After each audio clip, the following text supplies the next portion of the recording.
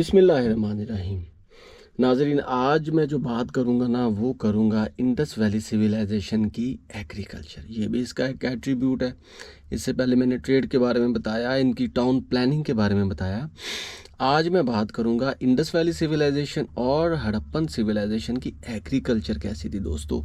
देखो दोस्तों, किसी भी कंट्री या स्टेट या सिविलाइजेशन की जो बैकबोन होती है ना, उसको देखने वाली, परखने वाली, उसकी इकोनॉमी को देखने वाली, वो होती है जी उसका एग्रीकल्चर। ठीक है, उसका ज़राअत का निज़ाम कैसा था।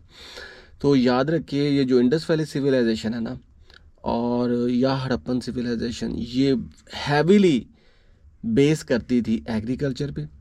और इसके जो बसने वाले लोग थे ना, वो दोस्तों गंदम, बार्ले, पीस, सीजमन और कॉटन, इन तमाम पे करते थे रिलाई। और animal domestication, cattling, sheep, goats, buffalo, ये तमाम चीज़ें इस्तेमाल करते थे इनकी इरिगेशन के लिए। और यहाँ पे फर्टाइल फ्लड प्लेन्स भी थे जो इंडस रिवर से वो सैराब होते थे और उससे फार्मिंग होती थी। और ये सारी जो इनकी ट्रेड थी ना, वो सारी बेस करती थी इनके एग्रीकल्चर पे। ठीक है, अगर हम इनके की क्रॉप्स देखें ना तो उनमें सीरियल्स थे, जैसे कि वीट हो गया, बार्ले हो गया, स्टेपल क्रॉप्स हो गए। इसके अलावा वहाँ पे दोस्तों राइस और मिलेट्स भी मिलते हैं। तो राइस और मिलेट्स की जहाँ तक बात है ना दोस्तों, तो ये दोनों चीज़ें ट्रांसफ़र हुई थी चाइना से। अब उसके जो रूट्स क्या हैं, राइस कैसे यहाँ पे आया, वो जैपोनिका था या दूसरा था, ओरेजा सैटिवा, इसको बोटेनिकल नेम है इसका राइस का। तो उस सिलसिले में मेरा एक रिसर्च पेपर है, उसका मैं लिंक छोड़े रहा हूँ, उसका मैं लिंक दे रहा हूँ यहाँ पे। उसको ज़रूर देखिएगा, पढ़िएगा, आपको पता चल जाएगा कि यहाँ पे आपको पता चल जाएगा कि यहाँ पे राइस कैसे आया। इसके अलावा पल्सेस थी, दालें थी, चिक पीस थी, इसके अलावा पीस थे, मटर थे, लेगुमस थे, ठीक है, जिसको लेग्यूम बोलते हैं। ये तमाम चीज़ें यहाँ पे काश्त होती थी इंडस वैली सिविलाइजेशन ने। इंडस वैली सिविलाइजेशन में तकरीबन 3300 BC से लेकर 1000 BC तक। इसके अलावा कॉटन भी थी, खजूरें थीं, मेलन्स थे, जूजूबीज थे, और लैंडस्केपिंग एग्रीकल्चर थी। और इंडस वैली के जो लोग थे ना दोस्तों, वो वाटर बफलो का इस्तेमाल करते, यानी कि हल जोतते थे और वहाँ से पानी निकालते थे।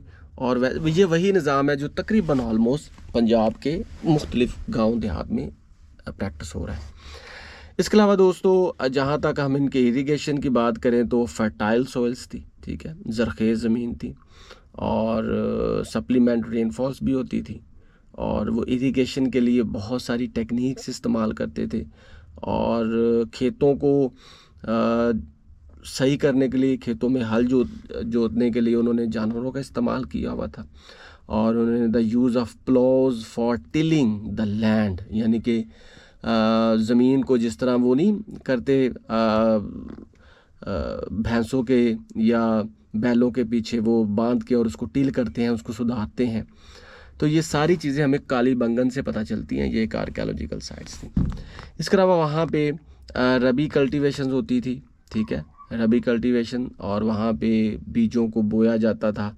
और नवंबर में इसकी हार्वेस्टिंग होती थी, काश्त होती थी, ठीक है। और यहाँ क्योंकि अप्रैल में फ्लड्स आते थे, तो उससे पहले पहले इसकी जो थी ना, उसके बाद ड्यूरिंग नवंबर इसकी हार्वेस्टिंग होती थी। इसके अलावा दोस्तों, इनके टेरेस्ड फील्ड होते थे, ठीक है, यानी कि जैसे मारगला हिल है ना इस्लामाबाद में, इस तरह आपको यहाँ पे इनके टेरेस्ड हिल, इस तरह के चाइना में भी टेरेस्ड हिल्स थे।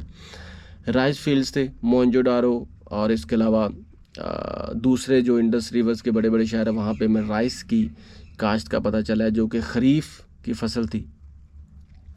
और यही इनकी जो एग्रीकल्चर थी ना दोस्तों, ये एग्रीकल्चर सरप्लस के लिए इस्तेमाल होती थी, ट्रेड के लिए इस्तेमाल होती थी। और ये एक बहुत बड़ा नेटवर्क था दोस्तों, जिसके तहत ये सारी चीज़ें ट्रांसफ़र होती थी, एक्सचेंज होती थी through barter system to Mesopotamia. और अर्बनाइजेशन में भी बहुत अहम किरदार अदा था, क्योंकि ये इतना अहम किरदार अदा करती थी, या एग्रीकल्चर के जितनी फूड थी वो अर्बन जो इलाके थे वहाँ पे आज के दौर में जिस तरह अब देखें किसी गांव देहात में अगर कोई फसल काश्त हो रही है तो वो भी ट्रकों के ज़रिए या छकड़ों के ज़रिए लाहौर में, कराची में, बड़े बड़े शहरों में ट्रांसफ़र हो जाती है। और इन्होंने ग्रेनरीज बनाई हुई, ग्रेनरीज गले बनाए हुए थे, जिसकी बेस्ट एग्जांपल जो है वो आपको हड़प्पा की रुइंस में मिलेगी। जब आप हड़प्पा जाएंगे ना तो वहाँ पे आपको ग्रेनरीज मिलेंगी। और जैसे मैंने पहले बताया, एनिमल हस्बेंड्री थी, शीप्स को पालते थे, कैटल्स, इसके अलावा गोट्स, और उनका मीट, मिल्क, ये सारी चीज़ें इस्तेमाल करते थे, लेबर के लिए भी उनको इस्तेमाल करते थे। और इसके अलावा फ़िशिंग भी करते थे, हंटिंग भी करते थे, शिकार भी करते थे। और मज़े की बात यह है दोस्तों कि इंडस वैली सिविलाइजेशन के लोग तो कॉमर्स और ट्रेड के तो दिलरादा थे ही, वो पूरा मन लाइफ भी बहुत अच्छी तरीके से गुजारते थे। और उनका ज़्यादा फोकस किसानों वाली ज़िंदगी थी दोस्तों। और बाकी दूसरी कौमें देख ले, रोमन हो गए या ग्रीक हो गए, ये स्पार्टियन हो गए, ये लड़ लड़ के इनका बुरा हाल हो चुका था। और यहाँ पे क्या होता था, तिजारत, यहाँ पे क्या होता था, खेती बाड़ी। तो ये वही पुरअमन कौम की निशानियाँ हैं जो कि हर कौम के अंदर होनी चाहिए, और हम शुरू से ही पुरअमन लोग थे। तो दोस्तों ये तो थी आज की एक छोटी सी short background about agriculture of Indus valley civilisation. आप ख़ुद भी स्टडी किया करें, कोई क्वेश्चन हो तो मुझसे ज़रूर पूछा करें, और मेरे वीडियो को ज़रूर आगे लोगों तक पहुंचाया करें। अल्लाह हाफिज़, थैंक यू सो मच।